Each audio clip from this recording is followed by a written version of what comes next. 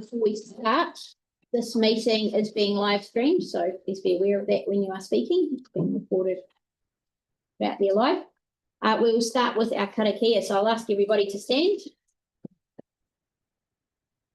Ki take te hau ki te uru, whakataka te hau ki te tonga, kia mā kina kina ki uta, kia mā taratara ki tai, ehi ake ana te atapura, he tio, he hoka, he hauhu, ki he mohi roka.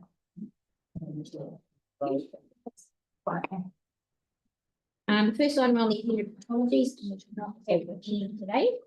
Pauline, possible early departure. Sorry, not. Hopefully not. Hopefully Yes. we'll be done in time. Yes. It's annoying. Declarations of interest. I haven't had any.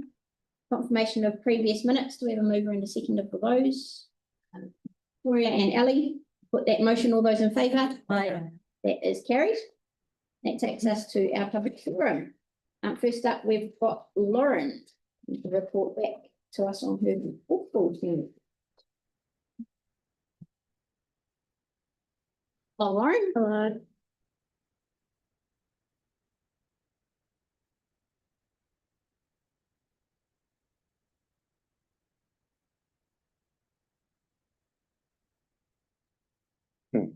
I don't really make them.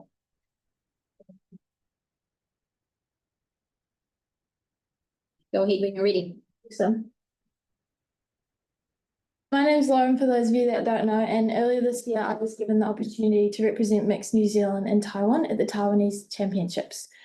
We travelled over on the 15th of March and played in a 3-day tournament where we were lucky enough to come third overall. From this experience, I gained many new friendships who I still have contact with today. We ended up being invited to an extra training facility with the Hong Kong national team, where we spent the day learning under their head coach. From my trip in Taiwan, I've been also given 2 extra opportunities. I was given the opportunity earlier this year to represent Canterbury over in Adelaide, where I did go and play. I ended up playing for Australia though, due to the fact of our team needing more numbers, so they needed us some people, and we needed back. So typical women's sport. Yeah, they needed more people, so I played for them, and they gave us people to make both teams eligible to play. I also was given the opportunity to represent New Zealand again in under 19s grade over in Melbourne, which is in September, which I'm heading along to, which is very exciting. I would like to thank everyone for the money that they gave me. It was very much appreciated, and I can't give my gratitude enough. This is the top that I played in when I was in Taiwan. I got some of the signatures, some of the best players over there. So it was very exciting. I got to chat with them, ask them questions about their gameplay and all that. And this was the medal I won in Australia. Awesome. Yeah. How did it feel to pull on that shirt with the silver fern on with this one? It was awesome. I couldn't even put it into words how I felt. I had the biggest smile on my face the whole time. And knowing that I was going out there wearing the silver fern is like, I had so much pride, and I felt amazing. Emmy, you got a question? I was going to ask, so the rest of the team, are they from all around New Zealand, or? They're mainly based in Canterbury, so korfball is a minority sport, so it's not really well known in New Zealand yet. When Yuri Bodink came over to New Zealand, he's originally from the Netherlands, he introduced korfball. So at the moment, it's mainly based in Canterbury, also on like the West Coast as well, but not so much the North Island. Yeah. What's the ultimate goal for you with this sport and your sporting career? I would like to keep playing for the next few years and develop as much as I can as a player. And then in the future, I hope to be one of the coaches that is able to take a team overseas. Oh, nice. What's the name of the team? Is there, do they have a? The team I went to Taiwan with is... No, sorry, the New Zealand team, like the Black Ferns or the.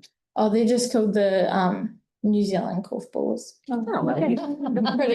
Pretty self-explanatory. Make on that. Yeah. Oh, well done. Yeah.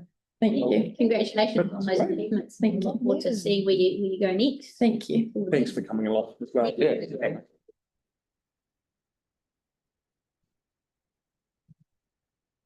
Right, and next up we have Jean, who's represented Canterbury at the under-18 netball tournament in Wellington.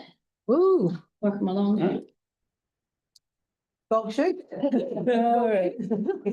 Yes, actually. Hi, I'm Jean. I'm a year 13 at Marion College and I play for the senior A Marion team. I play goal kick, goal D, and this is my second year of netball this year.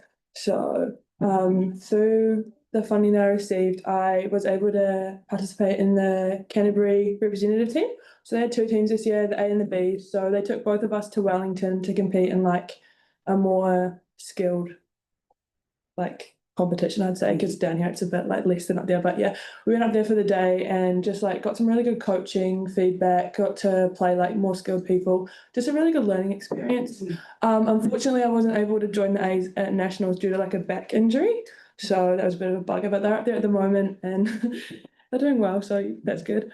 And yeah, and also another experience I got through this was the training camps that they ran through the week. So I did an extra 2 trainings on top of my school trainings and just learned lots of new like skills and more like developed more as a player. So I just like to say thank you for this opportunity and for the funding that I received in order to do this. It's really appreciated and gratitude can't be expressed anymore. So thank you. Did you say this is your second year playing? Yeah, so Thought I heard. yeah, started last year and I played for club and then school convinced me to play for them this year. So Well done. thanks. Congratulations. Had you played another sport before that? Or? Played football. Oh, Yeah. Not too good for the height, but yeah. How's Marion going this year in the local competition? Bit of a rough round for the Saturday games in the first season, but we've just taken out our Wednesday competition, so we're in it to play in like the higher grade on a Wednesday. So we have to play like a playoff next week on Wednesday against Rangiora, and then if we beat them, we can go up and versus like St Margaret's and all the private schools. So that'll be good. And our end goal for that is South Islands and Dunedin in August. So we'll be going down there for a week and hopefully making it to nationals if you place in top 5, which is our end goal for the year, hopefully. Zero nationals this year. In Dunedin. Yeah. So it's pretty exciting for us. Well done. Thank you. Emma's question. Little bit off topic, and you do not have to answer if you do not want to. How do you get to school? I drive, or in the summer I used to bike with my friend, just gas efficient. It's expensive nowadays. But yeah. Okay, and where do you park? On the main road. We have like Northcote Road's like the main parking for that. So at the moment. And how do you find it for safety? Some of the girls park like around the outsides of like the side streets and they get in like trouble by the residents of there. But other than that, the main road's like the safest spot that we've been told to park in. So most of us park out there. But yeah. Okay. What do you mean they get in trouble? I don't know, people complain to our like principal and stuff. And then they get told not to park there, but some of them just don't listen. So it's like self-inflicted. Yeah. Is that around? Yeah. Local residents. Who owns the street? Yeah. Well, You guys, right? yeah. And you. And you. Congratulations on your achievements so far. We're out for you next. Thanks for coming along. Great. Next up we have Spokes Canterbury and yeah, and we've got Fox joining us online. Welcome along, Anne. Over to you. Kia ora koutou, ko Anne Scott tōku ingoa, and Fox is online. Next slide, please. So Spokes held an open planning day at Tuaranga in March.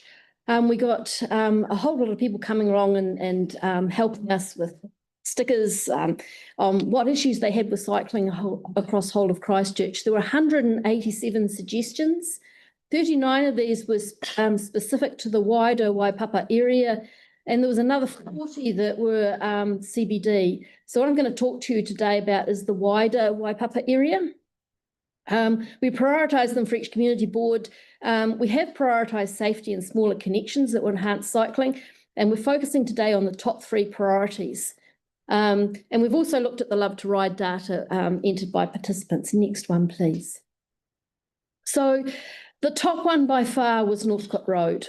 And we know that you are looking at this already, and there's some design things here. We just have to put this in because it is the most dangerous section of road for cycling, particularly for young adults who don't always make the safest decisions when going alongside heavy traffic. So there are lots of students here from St Bede's, Marion College, Papanui High and others. It's used by a lot of heavy trucks. And if you look on the right on that picture, it can be quite scary in the dusk when a big a bus comes roaring past you at speed. We know the designs are happening now. We need the options to be safe and fit for purpose. We are a little bit concerned about some of the conversations we've heard that the design might be compromised due to trying to reduce costs. There are half of that 700 metres is relatively easy to do, but that little section in the picture in the middle is actually difficult and does need to be safe. Next, please. Crossing the road over Innes Road near the roundabout on Kiwi Dive is dangerous. Vehicles are coming around the corner. They should be doing 60k at that point, but they're hitting 80k. There are 2 lanes of traffic. And it's particularly you can see in the picture where you cross in 3 parts across that particular part. The most dangerous part is the left turning traffic from Innes Road going west, because when you're standing on that corner trying to go east, you cannot see what's coming around the corner at you at speed. Many cyclists, unfortunately, this is considered so dangerous that they will not cycle on the QE2 path, but it's a beautiful path and it really is worth using because of safety concerns at this particular intersection. I don't know what the options are. I think you'd need to ask staff, but it might need traffic lights, it might need speed humps, it might need a raised pedestrian platform, but something needs to be done. Next, please. I'm racing because I know I've only got 5 minutes. And our third top priority is Preston's Road, Marshlands intersection, particularly for cyclists who are travelling west on Preston's Road through the Marshlands intersection. We're continuously getting cut off by traffic turning into Marshlands Road or turning into New World and BP. There is a shared path there just past the left turn into the New World, but there's no cut down to actually get onto it and encourage its use. There's something happening with the lights. It looks like it should be safe, but everyone who cycles through here just finds it really uncomfortable. There is a red turn light available, which could trigger for cyclists, and particularly at night. We would like you to ask staff to review the intersection safety and recommend improvements for cyclists, particularly those cyclists heading west. We also just point out that there's a really nice path which is starting to fall apart on Preston's Road, and it would really like to see that re-established. Next, please. So the other 4 to 6 priorities are the new Herwood Road housing fences at the railway line has narrowed the northern line significantly.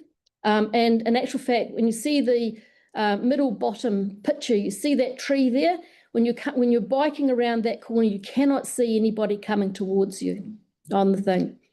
The next one is Langdons Road, which has had quite a bit of work, and it works really nicely now at the Langdons Road, Greers Road intersection, but it does need cycle lanes further down, particularly around Northlink. And Greers Road, I've put north of Clyde Road, but actually for this board, it's north of Wairaki Road. It also needs cycle lanes. Next, please. General priorities. Bike parking at popular destinations and events would really increase the number of people who are biking. And also thinking about when you put bike parking in, who's loading and unloading at that bike park? Can it fit a cargo bike with 2 children on it? And can people get safely on and off it? Provisions for cut downs into and out of paths. There's lots of great paths and parks that you can bike through, and you have to stop and lift your bike up. And more cycle signage and wayfinding. There are other things there. I've got one more slide. I think you should know about it, but I just don't want you to take this as already having said it, so I can't take it to council next week. Okay. Okay, right, so Okay, just right. close your ears. Yeah, So we're going to go to council also with some central issues. One is the top one by far is the Carlton Mill intersection, which simply does not work for pedestrians and cyclists. There's simply not enough space. The other is the Armour Street Bridge, which is no one knows for cyclists where you're meant to go now the new temporary cycleways in. The Fitzgerald and Kilmore intersection, which is the end of the city to sea, and so there's a real little gap. And for some reason, the safety treatments on Colombo Street have disappeared. And Waihoro, we've taken a number of things to them, particularly Wilson's Road, but I'm just aware that the part of Wilson's Road near Lancaster Park is actually in this board's area. But the main concern is the Shakespeare-Opawa Road intersection. Oh, thank you. Questions? Victoria, you had a question? Thank you, Anne. Can we put up that picture with the Northern Line? There we are. With the housing development, what do you think the solution is there? Now before the housing development went, cutting off that corner would have been really great. You know, see where the fence is? Yeah. But it's too late. It's too late, really. You don't suppose you could get it now? Yeah, that's a tough one, isn't it? Yeah, it's a really tough one. And see how where that cycle is down the bottom. Yeah. See how they've also they've taken half the path effectively. Yeah, that is a bit tight, isn't it? Yeah, it's really tight down there. And once those lights get activated, it's going to be a problem. I biked down there to get here, and the light was going flicker, flicker, flicker with the setting sun, and I couldn't see. Okay, so visibility on there in the dusk is not good. Yeah, it's not good either. Okay. But really that tree is a real problem. I hate saying a tree is a problem. You commented on the Preston's Road about the deteriorating path. Where in particular are you talking about? It's a big on the left of Preston's Road, when you go over Marshlands Road, there used to be a cycle path down there, and but 2/3 of it's still there. It's a bit rough, but it's still there. And there's no paths on either side of that road down at that point. travelling west. Yes, travelling west. So you're travelling west to either go under the Hills Bridge, under the Hills underpass, or you're going into Redwood. Okay. And then the final question was bicycle parking at key locations. What do you have in mind? Where are you talking about? I can easily sort of give you a list for a particular area, and I think I need to consult on which ones would be the most important. But it's a point about putting cycle parking in and also making sure that cycle parking is hooped so that you can put things on and there's enough space around it so that cargo bikes. For a cargo bike and for a family too. Interested in looking at that list. Yeah, it would be, thanks. Ali. Thank you. And can we just have a look at the one up by QE2 Drive? Yes. That's the one this one here. This one here. Yes, so there's a triggered light crossing? There's no triggered lights on this one. You're thinking of Marshlands Road. Just the roundabout at Hills Road where it meets Innes. God, So if you turned right there, you'd get onto I was thinking Marshland top Road. of Cranford, that's why so you're talking up by, as you turn off onto. Yes, you're turning onto Gotcha. you're going from Innes and you're turning on.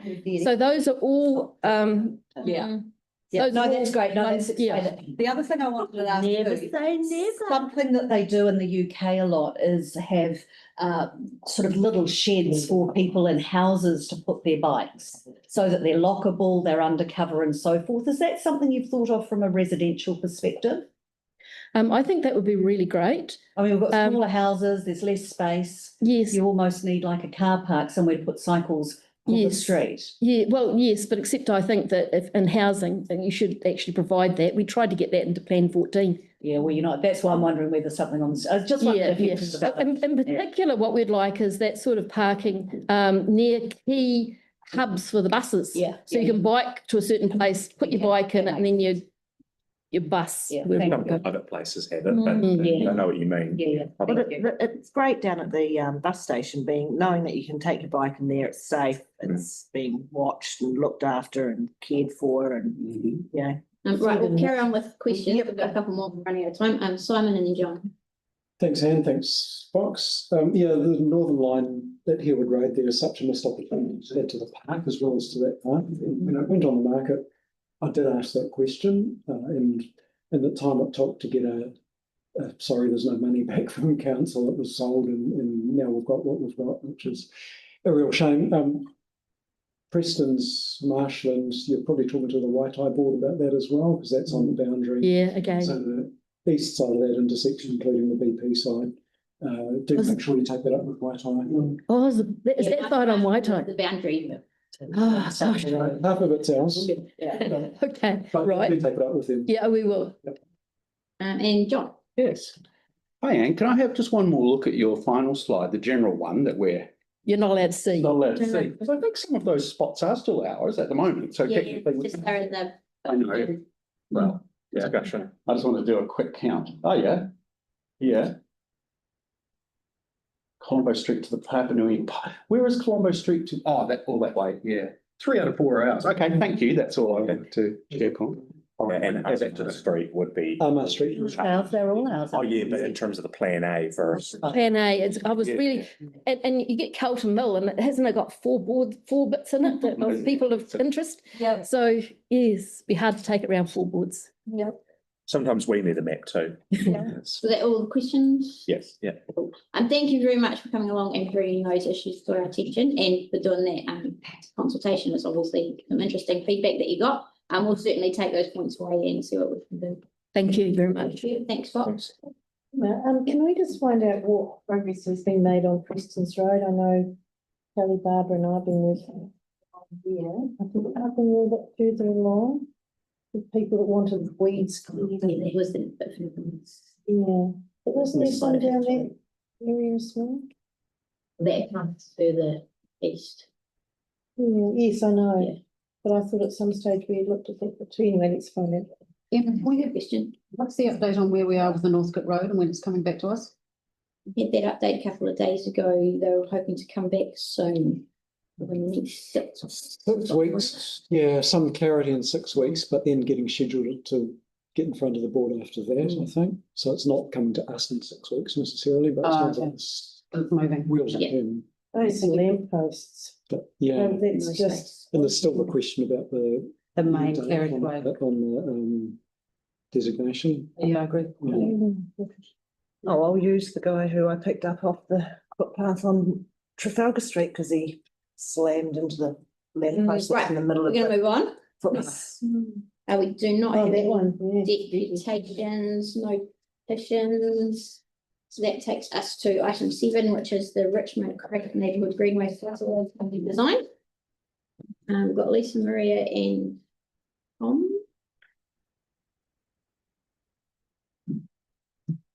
Oh, And great. Steve. Steve.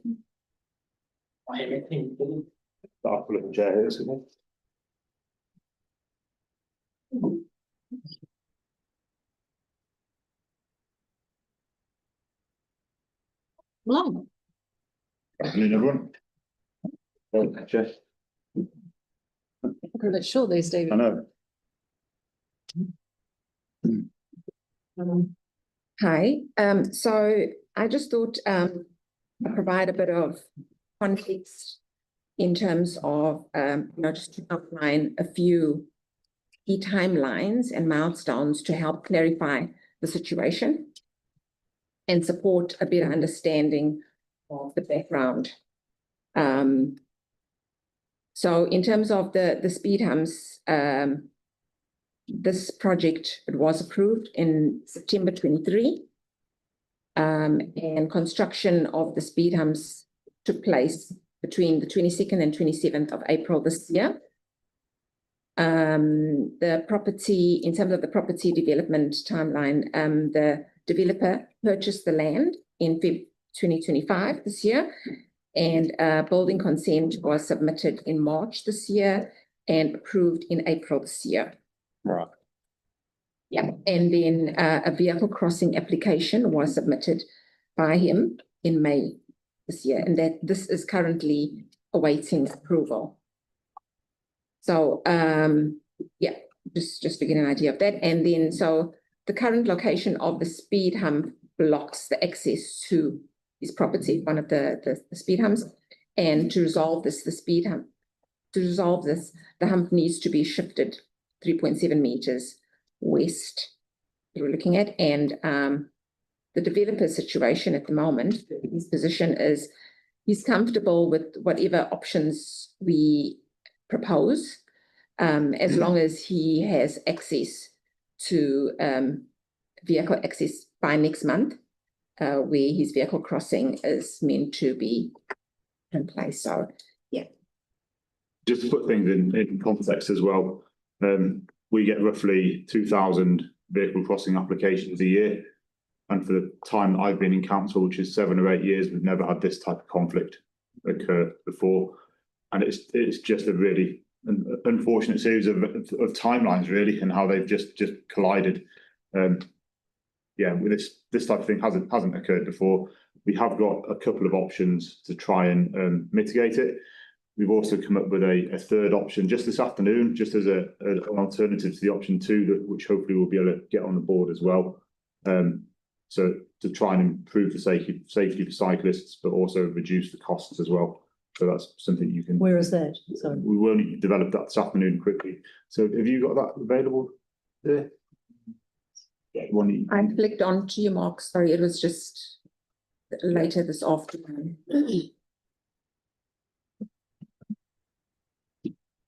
So something like that. Yeah. So rather than either way, we need to remove the hump and the 2 islands. This way, we need to remove it. We don't need to replace the hump. But by providing those 2 little islands on the top, we're actually protecting that left turn movement for the cyclists as well. They'll be tucked in behind a curbed island, and they'll feel much safer. Again, that's another option for you to consider in addition to the third option, which is relocating or removing and rebuilding the hump. And the cost of that? The cost of that would be very similar to the option 2 that you've got in front of you, because it's also removing that bottom little island. Ellie, you got a question? Yeah, thank you. I can't even remember actually when this first came to us because it was a while ago now. Can you just explain, something did come through an email, but it would be helpful to have explained here. Why are the cycles having to cross the road there? When I looked at the wider area, I couldn't understand why it is that they have to cross there. So in that location, so context, this was developed back in 2023 as part of Transport Choices. And back then, there was a proposal, which you can still see now, to have a separated cycleway outside the school, because that's where there's quite a lot of interaction happening. Why we're crossing now is because that separated cycle facility is ending, and we're transitioning on to what's known as an on-road greenway, because further down Apple Street and close to the Stapleton's intersection, your traffic volumes and traffic speeds are slowing down, so it is more appropriate in that location for people on bikes and vehicles to make. So it's to get them across the road so that they can turn left around the corner further up, is that right? Yes. So they can't continue on that right side of the road heading down to, it's hard to tell because there isn't the bigger picture there. I think there's a bigger image, isn't the second attachment got a?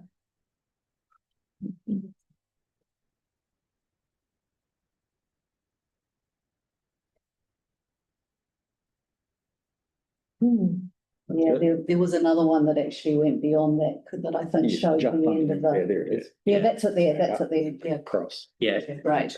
So yeah, that's it. Thank you. So this is to get the cycles onto Stapleton's there instead of going right around Stapleton's at the top, right? Yeah. So your treatment's changing from having separation to having that more shared environment.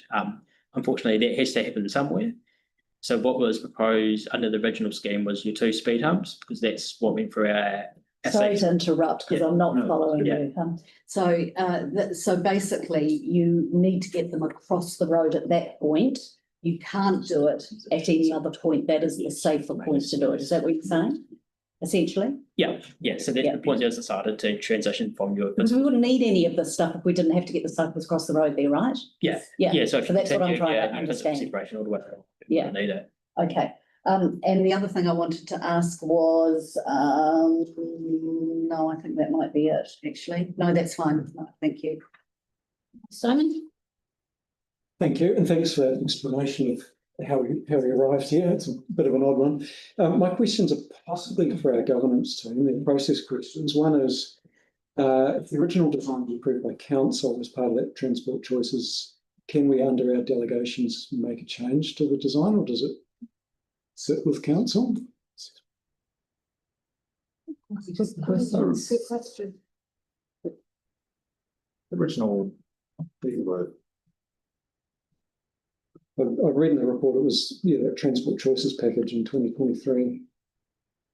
Yes. Was there, and my supplementary question is, which doesn't need months necessarily immediately in that. If we've now got 3 designs on the table for us to consider, one of them which has just landed in front of us now, do we as a board, have we got sufficient information to make this decision? Do we understand, for example, safety aspects of the different designs? I agree. The cost impact of the third one, or public views and preferences? So this feels a little bit last minute. Unless you go for option. Unless we go for option one, yeah. Through the chair. Which is a finished version of what's already there. Through the chair, yes, this went through the transport choices programme. It's already all been approved, and effectively it's built, it's sort of operational. Yes. So because it's now entered that operational phase, we treat it like any other road, and any other minor changes through that. If it's under the board's delegation, we bring it to the board for a decision, and that's why we're here today. There's 2 principal options for you, and the third option is almost just a slight change to option 2. In principle, first option you've got there is like for like what's there at the moment, just shifting it all over, and there's a higher cost. Obviously, there's a cost associated with that. Option 2 is a much simplified option, which doesn't cater for safety as well as option 1. Option 3, we looked at that really quickly this afternoon. The CCC safety team have reviewed it as well, and what the feedback was, well, that's a cost-effective way, so it's roughly the same cost as option 2, but it provides an increased level of safety. Okay. And the only affected, in terms of views from the community, the affected parties, as Lisa said earlier, the owner of that building, they just want a solution. They just want their driveway open come September. Thank you. Yes, August, yeah. Not long. Next month. So option 1 is still your preferred option from a safety perspective. Yeah. It's just that 3 is better than 2, safety wise, same cost. Yeah. It's just whether you want that option. Yeah. And then in terms of, when was the right of way approved for the driveway? Or has it been? It hasn't been. So it's been through the consent process. Right. But there's a separate part, which is the vehicle crossing application process. Right. And people normally apply for that quite a long time after. They've got consent to build what they build, and then later on they come and apply for a vehicle crossing. And when the consent team would have been looking at it, they were just looking at what's there currently, not what we had in the pipeline. That's correct, yes. How do we make sure that doesn't happen again? Through the chair, like I said, we don't want it to happen again, because it's not a good look for anybody. Yeah. But this is the first time I've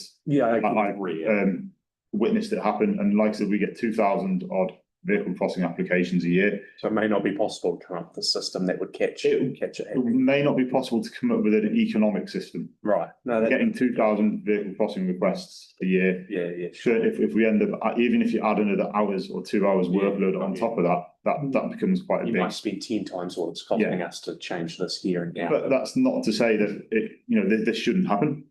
So we do need to work more closely with the consenting team and just make sure there are a few more checks and balances, and just better lines of communication between us internally. Cool, thank you. So Victoria and then John. Thank you for asking the date. That was on my mind as well. Can I have the picture back up of the third option, please? Have we? So it's just the installation of those 2 islands? Yep. What's there? And removing. So all the options, we have to remove what's there at the moment. Yeah. And then on this one, it's just the installation of those 2 islands and a bit of messing around with paint. But still removing the island. Yes, Removing a speed hump. Removing the speed. Speed hump. yeah. Just Speed hump needs to be You're not removing an island. There's, so through the chair at the moment, correct me if I'm wrong, Lisa and Tom, there's 2 islands there at the moment and the speed in between, Yes. exactly like what's on the left of the screen there. Yeah. Yes. You can picture what's on the left of the screen, Yep. that's also on the right hand side, and that's what we need to remove at the moment, so that's blocking the proposed driveway. And then my next question is, what's the speed limit around here? On this patch that we are looking at today? That's So it. 30, so as soon as you're coming off North Parade, you've got your transition from 50 to 30. So it's already, is it a permanent 30 or a variable 30? Permanent. Permanent 30. So what are the speeds along? Yeah, what are the speeds along there? I don't think we've got speed data from after the speed was dropped, because I think that happened at pretty much the same time as this was approved as part of Transport Choices. Probably a little faster. Thank you very much. John, Yes. Thank you. What we will be approving or not today is very much about the park stopping, in order to facilitate this or to re-facilitate this, the 40 metres and the 43 metres. Is that pretty much the same as the? Sorry, you're also approving the layout changes. Well, yeah, but it's part and parcel of that, the 43 metres and the 40 metres and the 43 metres of no stopping appear to be pretty much the same as status quo.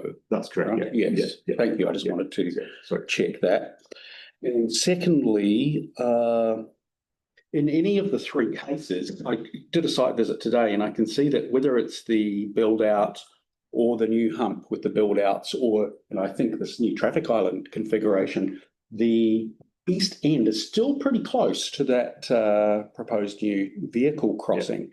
Can the whole assembly be squeezed, can it be moved slightly west?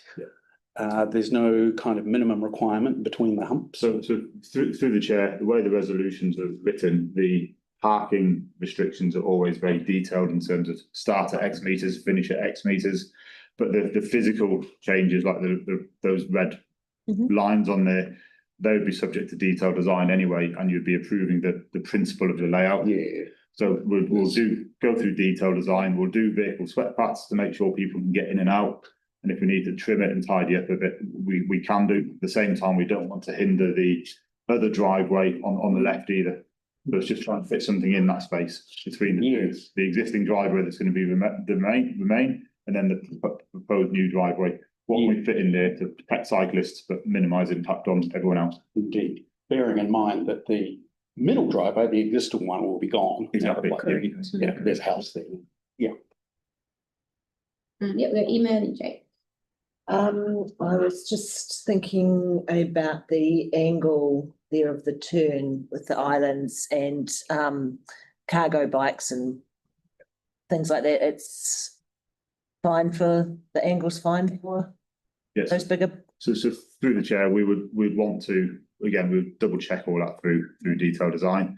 The idea of those islands is to give cyclists waiting there a level of protection. Yeah. So that they're behind a curb, and that will give them a sense of security. Yeah. But the exact curvature and the shape we will figure out quite quickly in detailed design. And is it just concrete? Yeah. No gold plating or anything? Keep it simple. No planting? Not this station. Emma, can I move option 2, please? We'll just go. I was just going to move option 1. Well, I've moved option 2. Well, it hasn't been accepted yet, and I did have my hand up. Yeah, Jake did have his hand up before. I thought it was a question, but he obviously. Just trying to be polite. Moving option 2. Yeah, but So Jake would have if I had come to him first, because he was waiting to. because we're not supposed to just yell stuff out at the meeting. So Jake, Well, I think other people have moved options earlier, as we've recently seen Jake. for the that person to finish the question before he. No, I understand that. So we're going with Jake's one. Sunita, you're seconding option 1. Yes. Yep. Foreshadow option 2. Yep, Ellie and Victoria. So, Emma, The little blue lines going to the right there with the squares in them, does that indicate a concrete curb? No, so Separated- it's just- that's the separated cycleway. So the blue lines are parking lines, and then the black squares are bollards. Oh, yeah, Yeah, so it's, yeah. I was gonna say that's good, yeah. Thank you. So is that the standard symbol now for that road marking with bollards? Is that what you, is that? What that says? That was the design premises under Transport Choices, so very similar to what you'll see outside Wollaston Ave and outside the museum. I just mean, on looking on the map, when we see that, we say that's painted lines with bollards. Yeah. Cool, thank you. Realise that. Oh, it's all right. All right, so we've got a mover and a seconder, so we will go to debate. Yeah, I'll kick off. Yeah, look, this is unfortunate, but look, these things happen, 1 out of 2,000. I think that given this is outside of school, we shouldn't, for the sake of 15K, sacrifice a large degree of safety. And we should just, yeah, get on with it, tidy this one up, and get, it'll be good once this level of amenity is provided to the kids of the school. Jake, Ellie. Thank you. I've not heard any evidence that this is going to improve safety to the degree that my colleague has just suggested. In fact, we have no speed data since this road has had its speed reduced. So I'm very interested in where that stat and information has come from. There is no need to have speed bumps in an area where speed is not an issue. Speed bumps are not a one size fit all. There are build outs, there is slow speed limits down here. So I would not be voting for a speed limit to be put in here. John. I support the first option A, and it's for two main reasons. One is that this section of the Greenway was very well supported during consultations back in 23, and this option is almost identical to the status quo. It's the closest to identical, whereas the others vary from it. And where the significant variation is that by removing that speed hump, you are exposing the rear of cyclists who are travelling west to merging in with traffic, to being exposed rather than having the protection of the hump. In fact, the report's item 4.1.6.1 refers to this option preserving the integrity of the original design, whereas the others vary away from that design. So those are my key reasons for doing it. Yes, the other designs would save us 15K out of $1 million or so project, but in a matter of perspective, option A is the right choice. I'll jump in there. I am not supportive of option 1. I would have liked to have seen us go with option 3, and I thank staff for bringing the other option to the table, which is short notice. Anyone else? Pauline? Yeah, I mean, option 3 is tempting because of the financial saving, but I just feel that there's urgency with this decision, for the contractors need to get cracking and they need a decision by August. And I'm not comfortable that we've got all the information we need to be able to vote on option 3. So that's why I'll be supporting option 1. I think it's really crucial that we consider safety here. Even at 30 Ks, kids can be terribly sensitive on a bike, and a lot of kids use this. We're really trying to get kids to bike to school. We know what it's like. On holidays, it's much easier to drive around, there's much congestion. So I just feel that perhaps if we had a bit of a heads up about option 3, and I know we only just got it today, thank the staff for whipping one up there, but I'm going to stick with option 1. You're on the side of caution, thank you. Simon? Yeah, appreciate staff being responsive to this and giving us that third option as well. Yeah, with the consideration, for me, I mean, the question here isn't a question of what it's proposing to put in, it's what might we take out. The speed humps are there now. If 2 speed humps was considered the appropriate design when council approved this initially, it seems like maintaining that design is a good option, particularly when we're just down the road from a primary school. That seems like a big call to take out a measure that's just been put there to protect vulnerable road users. So we're happy to support this. Yes. No, okay, we'll put that motion. All those in favour? Aye. Against? Against. Very good, just not called. Yes, yeah. So that is. Thanks very much for that one, staff. Now that takes us to item 8. Happy to move. I'm happy with second. This is Cranford Street, isn't it? Yes, Cranford Street. So there were no questions.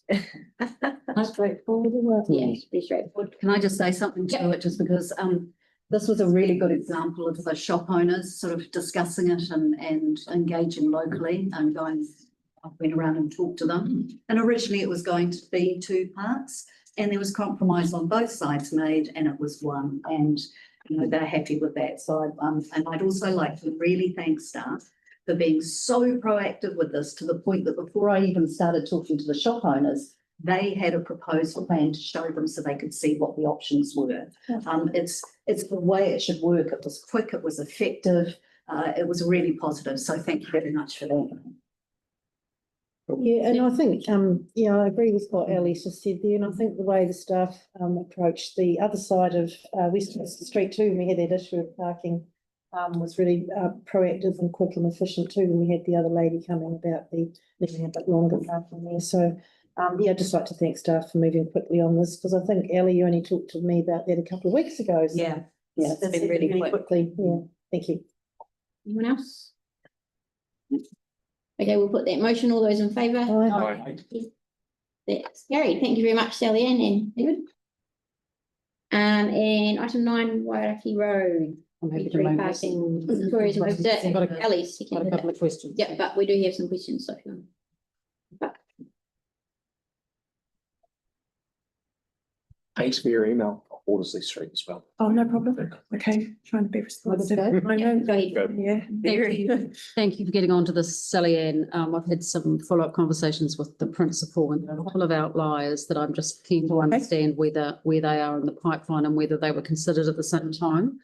And the first was on about signage on surrounding streets, whether there's any possibility of flashing signs at this particular area as well, and whether that was considered when you did this work because of the main thoroughfare.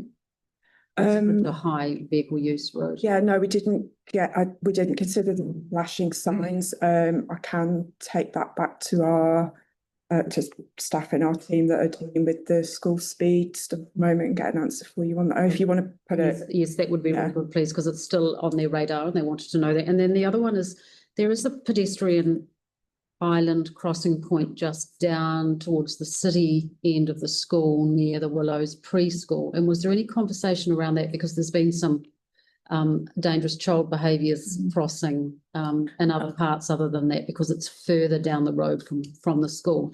No, they didn't bring it up. But no, I mean, the request came from the school through our school safety team, and we pinged a plan backwards and forwards to them. I think they got that. There were 2 or 3 emails and they didn't bring up any other issues. It was just, they just asked us to look at that in this respect. So no, I wasn't aware of. Can that also be followed up on? I'm aware that there's other there'll be other works with the waterworks coming up towards Greers Road next year as well. Yeah, absolutely. If you want to just can be considered at that time. Yeah. I'd be great. Just make a note of it and maybe send it through to me. I'll get it through to Thank you. And otherwise, I'm really happy the school pleased to see these changes. Thanks. Pauline? Yeah, and this is where we put in the variable speed limits for schools.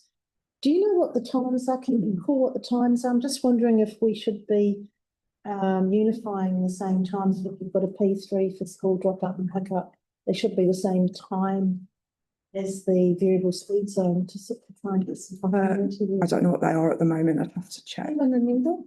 I think the same as that 8:15 to 9:15 or 9? I think it's 9. I think it's not be really important this aligned, isn't it? Well, I think people have got a consistent message about these kind of rules. Yeah, no, I agree. Yeah, no, I'm sure we can find out. Not might, it would be. Yeah. Otherwise you've got all sorts of different rules. Further questions? No? Okay, that's been moved and seconded, so we'll put that motion. Or did anyone else want to speak to it? No? Okay, we'll put that motion. All those in favour? Aye. That is carried. Thank you, Sally Ann. Sally Ann, and we've got Caledonian Road. Happy to move it. Kelly's moved. I'll second it. Any questions? Well, no, I don't have a question. No. No, okay, have you got some for debate then? Yes.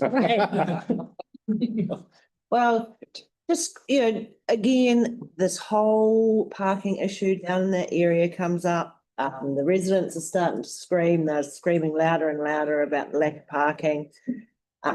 Whilst I don't disagree with this parking zone, again, the whole area needs to be looked at. The issues that are happening on the sides of the roads. So We talked to that again on Bishop Street. yeah, it's just again, it's one of these things that it's like whack-a-mole, and we need to have an area-wide look and some future thinking to solve the problems. So just getting worse by the day with all the extra housing going in. It's getting worse by the day. So we can make decisions like this, or we could hold it back and say, no, we're going to look at the whole thing and keep everyone annoyed so that everyone keeps on our back. Well, that would be Simon. Thank you. Like the report tells us at 4.2 that trucks are parking in an unsafe way, and that's not good. At the risk of being accused of nitpicking, the report says that trucks are having to park in an unsafe way, and I just wonder what happened to individual responsibility there. Surely, if I was driving a truck, I wouldn't want to park in an unsafe way, even if there was access issues. But let's make a small change to make things safer for our community and to construct our transport system so that people have options to do things in a more safe way. That's all good. But yeah, just the language caught me a little bit there. Simon? Sorry. You had your turn. No. Shall I give him my turn? No. It's Okay, a dangerous precedent. motion, all those in favour? Aye. That is carried. Thank you, Elliot. It's hard because you don't think of things. Obviously, if it was me, I'd be saying no to the whole lot of it and make them go. Oh, you're having the big. Because every little. That's all right. Oh, mate. That's just making it progressively worse. Come along, Stace and Truva, we'll take the report as read. Yes, just like to highlight some of our key groups have done some amazing volunteer recognition during Volunteer Week. And we are very blessed in this area to have the Richmond cohort and Phillipstown who did amazing Matarihi events. They were outstanding. So happy to answer any questions. And they were awesome event. John.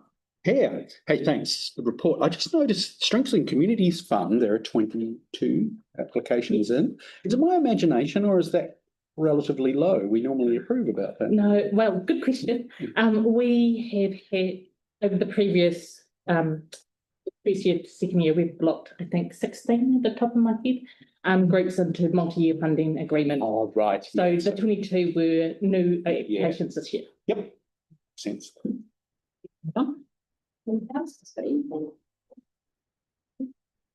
Okay, I'm happy to move that report. Orlean seconded it. That motion, all those in favour? Aye. Kia ora. Very good. Thank you. And finally, elected members information exchange. Ellie. Just an update on the water that is hanging around the gutters on Madras and Purchase and Pack around there. There has been water in those gutters for over a year now, and I'm thrilled that the land water drainage team have actually said we're onto it and we're going to have people on the ground looking at it in July. So absolutely stoked. It could be a combination of springs and low water table, which has left water stagnating in the gutters. So really pleased that that's been looked at. There's a derelict house on Francis Ave that's still being looked at as well. That's been causing some issues. It did have a City Council sticker on it. And after I raised it with the environmental unit, the city disappeared. So I'm trying to find out what's happened with that. And someone hopefully is going to get back to me soon. But really stoked about the water because that's been a problem for quite some time. Yeah. Thanks, Elliot. Can I just mention the Francis Ave house here that city council can only do things under certain circumstances. You know, no, I understand that, And yeah. apparently they can't do anything about that one. It's not a fire risk, it's mitigated, it's got that big fire down the side. Yeah, there was the same with the property that. Yeah, there was a property on Westminster Street like that as well, where that was managed by council in the end. I understand there's the structural, the stability of the house, and there's the health and safety issue of it, right? There's the fire risk, yeah. The sanitary, that's what it is. This one has got people going into it, so that can cause problems from a potential fire perspective. And that's another area that they're looking at, but yeah, I know. I saw they're terrible, aren't they? Yeah, well, the family is trying to sell his place. But anyway. What's the street that's got the, is it Geraldine Street that has the property that the house is gone, but the trees and stuff are all there? Same sort of issue, is it Geraldine Street? Oh, one of those, yes. That property needs to be followed up too. There's snaps in solve. I think I have a couple of times. Yeah. Right, anyone else? John? Hey, just first, I want to just check with the meeting that we've captured Anne Scott's recommendations that we might put to staff from the cycling presentation. I think there was some conversation at the other end of the table, but what's our method for conveying those ideas? You've got an action against that, staff to have a look into all of those issues. Yeah. So John, just on process, normally you do that at the end of the deputation when she's left the table. Okay. You would ask the chair, can we bring an action about that? That would. The chair smartly moved on. She noted it, I think she might have, yeah, I just wanted to be assured we got the whole lot. Yeah, thank you, that's cool. And the other, this is by way of exchange, this will be of interest to the Innes members. A couple of times I've punched into my Google Maps how to get from Phillipstown to Papanui to come to this meeting, and it sends me up Francis Avenue, up Francis. So Google's getting me to Rat Run, which is exactly the opposite of what the Dems do preclude. And I just wonder if somehow council can ask Google not to do that, or maybe lie to them and tell them there's a permanent roadworks on Francis blocked in. And what do you do about that? you know what I mean? So because I'm tired of multinational tech companies running our lives. Yeah, but it also tells you to turn right onto Westminster onto Cranford off Rutland off Westminster, and you can't. So you know how you hit a right turn? Google tells you not up to speed with that. But not only is it, it's bad for the neighbourhood, for the people living on Francis Street, it's also a bad direction because Google doesn't know there are speed humps there and there are a lot of parked cars. It's actually a difficult way to go. So I just express that and just wonder if we can think about that and maybe there's something. Do they always recommend that or only at certain times? Perhaps when friends. I think it's always, I've done it several times from different places as well. I'm going to do it, ask it to direct me every time now, because obviously I don't, and see what happens. Yeah, it might send me down Courtney Street. Yeah, interesting. So obviously that during the day, Cranford will be busy, so those and we can take that offline. Yeah. It's hilarious. Anyone else got anything? I've just got I went and visited someone on Madras Street in some social housing the other day, and just wanted to comment to everyone who's sitting around the table in regards to this intensification that is happening. This woman is living in a house and every single window in her house is being looked. There are people looking straight in from their houses, every side of her. There is nowhere in her house that is private. And these are the houses that we are building. And of course, what is happening to the woman? She is severely stressed, anxiety, having trouble with the neighbours. So we're building these places. I wouldn't, as I said to her, I wouldn't live in it. There's just no way I could live in it. It's so soul destroying to be there. And we're allowing these to go up. District plan. We are allowing these to go up. Thank you. Ellie. Thanks. One thing I did forget, I had a couple of calls from people in Dover Street This is just over some of the issues at Dover Courts. We had a meeting which Emma was at, which was great. There was another one about- last night. Yeah, right, and I was going to ask Alice about it. So we had a meeting with Otatai Community Housing Trust. They were fantastic. Police were there, so what's his name? Mr. Roy, sorry, Roy. Roy was there as well, and we had a representative of Dover Street too. And it was extremely positive. Were you at the meeting last night? Yes. Can you update on that possibly, or is that private? Well, just more positive. Just, Okay, you know, good. real Good. connections, the neighbours are connected. The neighbours had again more issues. They are right on the boundary of the properties. They look in on the site, which Alice didn't. Yeah. So it brought more issues to light. Yeah. But everyone is happy that it's moving forward and that between the police and OCHT, that movement is being made. OCHT were just outstanding in what they were going to do and connecting the neighbours. So again, And saying that the people that have been living there and the neighbours have been complaining for years. Yeah. So yes, they've finally gone, we're going to do something about it. Well, and that's great that they have, but it's been, years and years. Well, I don't agree with that, but there was one resident that was particularly problematic, I think, in this situation. So that's something that they've really sought out to fix. And I think they've been brilliant, really positive. So that I think that the residents feel they've been listened to and someone is doing something, which is great. It's good to hear that it's positive come out of that. One quick update from me is we had a chairs forum this morning. Nothing that came up, and that was, you may remember, I think it was earlier this year, we had a chat about whether the board could submit to an external organisation. Oh, that was over the Orion thing. Yeah. We had to. The report goes to council recommending that changes made to the delegations register, allowing boards to make submissions to external organisations. There's a few requirements that we make it clear in the submission that we're not speaking on behalf of council, make it clear that it does not necessarily represent the view of the council, that it only relates to matters directly affecting the community we represent and not broader citywide matters or matters impacting other communities. We must advise council through the community governance team in advance of the intent to make a submission, and then the completed submissions will be attached to our monthly board report.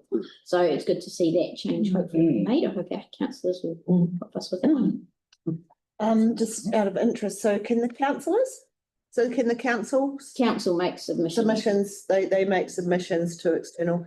So therefore, could we, so when it's saying that it's not necessarily the council's, we put a submission in and this council says it's not necessarily our views, could we then take our submission to council and say, well, can you support this? Well, generally we get asked to feed into council submissions. Yeah, but the other way around, can we get the council to support us? No, we're advocating for the community and stuff. So.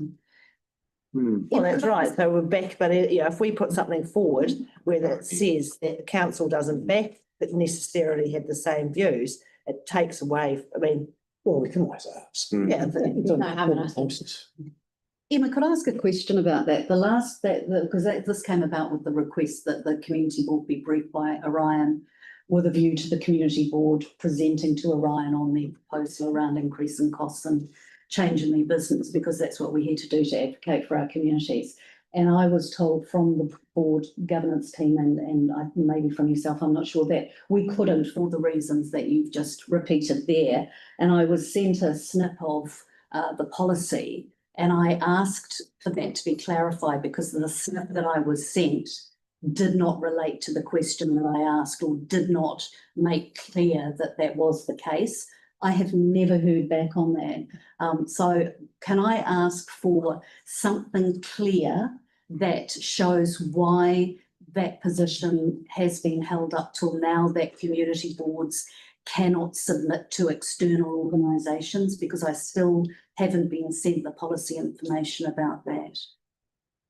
Yeah, I thought it was made clear.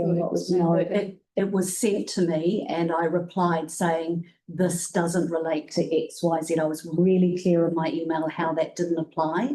and I never heard back on that. We'll follow back through. Yes, thanks, Emma. I think it wasn't just in relation to money, it was, No. we did that, I think it was the submission we did to ECAN.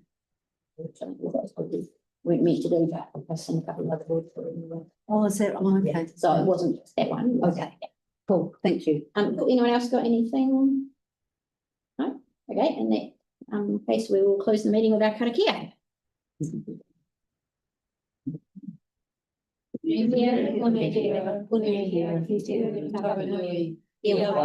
Kia maha tēnā, te tēnā, te wairoa e takara takata, koera e roho, whakaera a he ki runga, ia tina, tina, kui e tātou.